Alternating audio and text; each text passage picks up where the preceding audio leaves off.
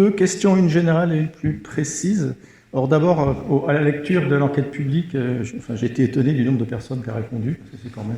Le PLU, c'est pas du Baudelaire.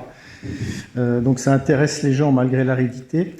Première question générale, concernant finalement la nouvelle politique de la nouvelle municipalité, puisqu'on a changé de maire depuis le début de l'année. Jusqu'ici, on a beaucoup construit. Le SCOT du Pays d'Iroise avait de 2009 à 2029, je crois, défini une certaine progression dans l'utilisation des sols. Il y avait 309 hectares sur 20 ans définis pour être pris pour les bâtiments. On en est déjà à 405, donc un bon 30% au-dessus, alors qu'on n'est pas au bout. Plougonvelin a largement contribué à cette augmentation et à ces constructions. Est-ce qu'à l'avenir, vous avez réfléchi sur ce que serait la politique? Est-ce qu'on va continuer à Plougonvelin sur ce rythme-là de construction? Est-ce qu'on va faire une pause? Est-ce qu'on va complètement geler? Voilà, Ou est-ce que vous allez réfléchir pour définir plus précisément? Alors, tu disais que le maire a changé, certes, mais les règles elles restent les mêmes. Et le maire, il ne fait qu'appliquer les lois, les règlements, les PLU. Bien. Donc, il ne faut pas penser que le maire, en fonction de son bon plaisir, il accorde ou pas un permis. Quand il décide, s'il accepte et s'il accorde ce permis, c'est parce que le permis est conforme à la réglementation. Bien. Donc, en l'occurrence, la réglementation, aujourd'hui, elle nous pousse justement à densifier, à avoir, ce sont les objectifs du SCOT du Pays de Brest. Et si on n'est pas compatible avec ces objectifs, eh bien, notre PLU, il n'est pas légal. C'est d'ailleurs les personnes publiques associées dans le cadre de la consultation nous ont dit sur certains sujets, mais attention, il faut construire davantage.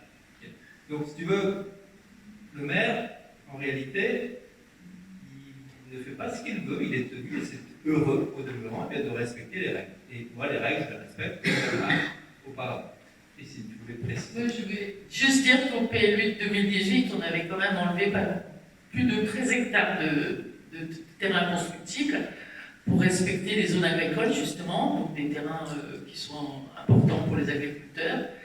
On a rajouté, je ne me rappelle plus le chiffre, des zones boisées classées, mais je pourrais te les donner.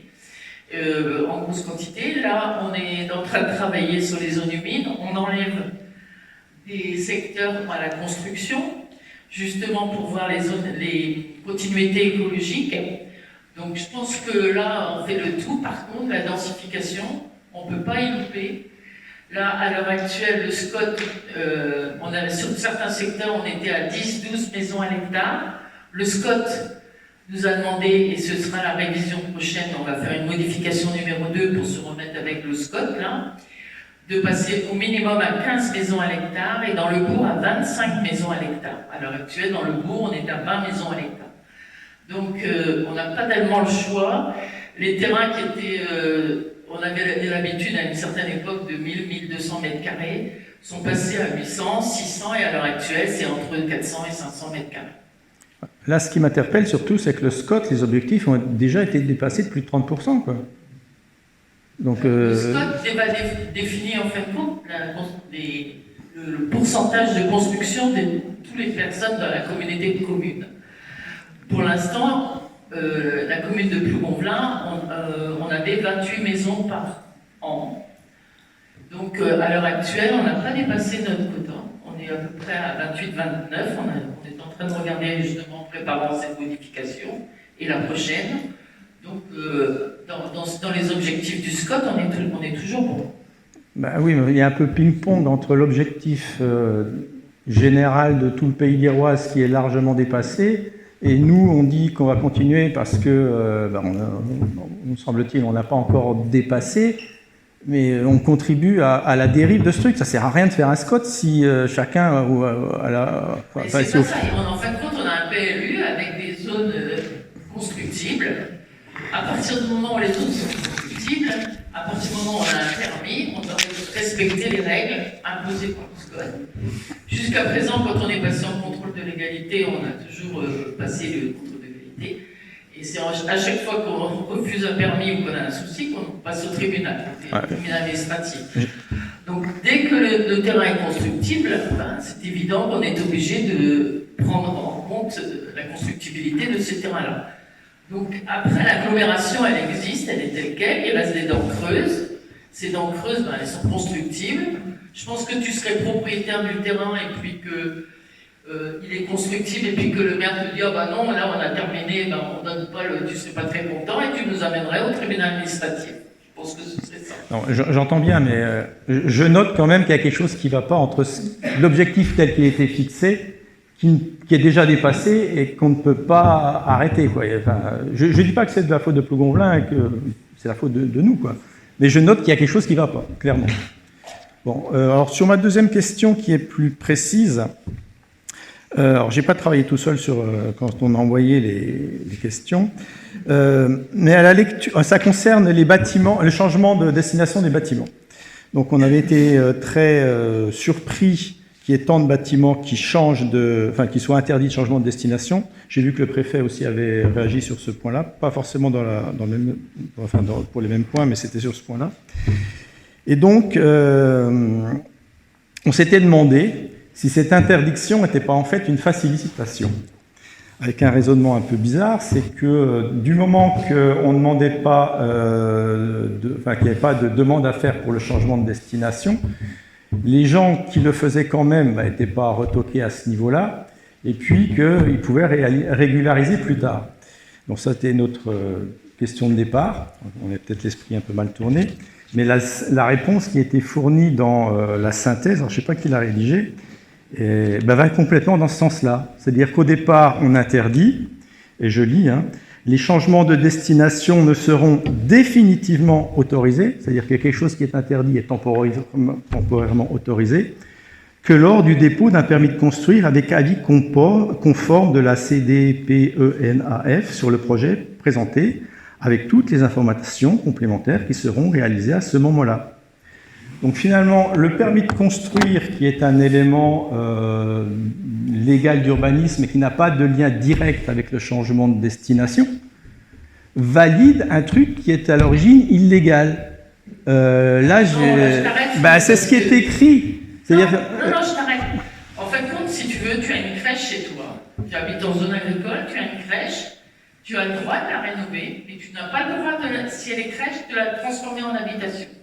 Tu as le droit de changer le toit, tu as le droit de tout ça, mais tu ne pourras jamais valider de passer en habitation. Mais c'est pas ce qui est écrit. Alors, à l'heure actuelle, pour avoir un changement de destination, et c'est très très compliqué, il y en a beaucoup ici qui se sont cassés les dents, c'est d'avoir un permis de construire qui soit autorisé après être passé à la CDPENAF et à la CDNPS.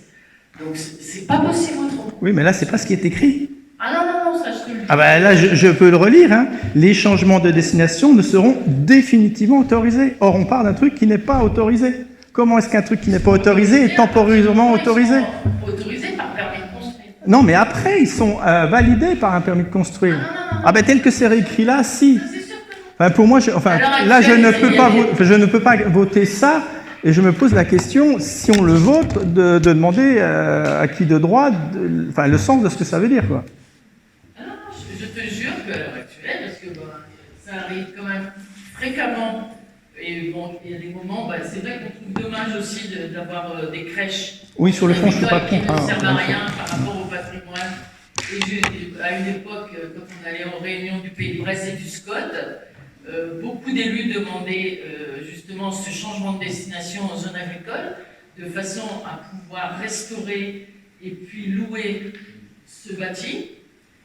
Et en fin de compte, il y a eu un revirement complet, d'où cette modification d'ailleurs en zone agricole, parce que plus trop de tiers en zone agricole, ça crée des problèmes. Et du coup, les agriculteurs, la Chambre d'agriculture a demandé qu'il y ait très peu de changements de destination en zone agricole, de façon à ce qu'il n'y ait pas de location. Seuls les agriculteurs ont le droit pour augmenter leurs revenus en faisant des gîtes, mais autrement, les tiers en zone agricole, ce sera de plus en plus rare. Et ça, c'est le but du changement de destination. C'est pareil, on va avoir dans le PLUI les hangars, certains hangars qui vont parce que des agriculteurs arrêtent, on est en train de regarder si on autorisera un changement de destination du hangar, c'est-à-dire de passer en agricole ou en hivernage ou en commercial, mais bon, c'est pas évident non plus. C'est pas sûr que l'État accorde tout ça, parce qu'il faudra aménager les routes, faire plein de choses pour accéder à ces hangars à partir du moment où on autorise. Jusqu'à présent, dans toutes ces campagnes, c'est des chemins d'exploitation, et les chemins d'exploitation sont pour les agriculteurs, et c'est pas destiné à recevoir du public. Juste également une petite précision en termes de vote ce soir. Ce n'est pas nous qui approuvons pas la modification du PLU, ce sera le Conseil communautaire. Nous, ce soir, nous émettons simplement, entre guillemets, un avis, mais un avis consultatif. C'est pour ça que nous, on préfère voter contre, parce qu'il n'y a pas vraiment de vision à long terme sur le niveau PLU. Ou alors la vision à long terme, elle est vraiment... Et là, c'est juste une modification, c'est pour se mettre en règle avec le SCOT.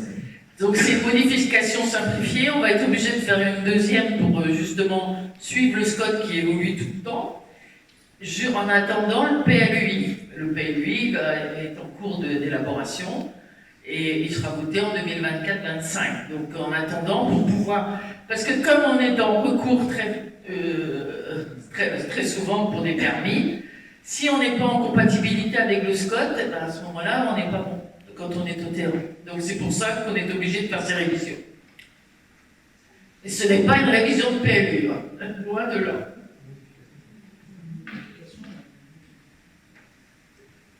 D'autres observations, remarques, questions, contestations? Bien. Dans ces cas-là, si personne ne demande la parole, on va soumettre cette délibération au vote. Donc je vous proposerai... Oui, mais malgré tout, même si ce n'est qu'un avis, comme je l'ai dit, mais il faut quand même qu'on délibère. Hein. Donc je vous demande d'approuver cette délibération, donc qui, on va inverser, s'abstient. Une abstention. Qui vote contre? Donc 5 votes contre, pardon. Qui est favorable?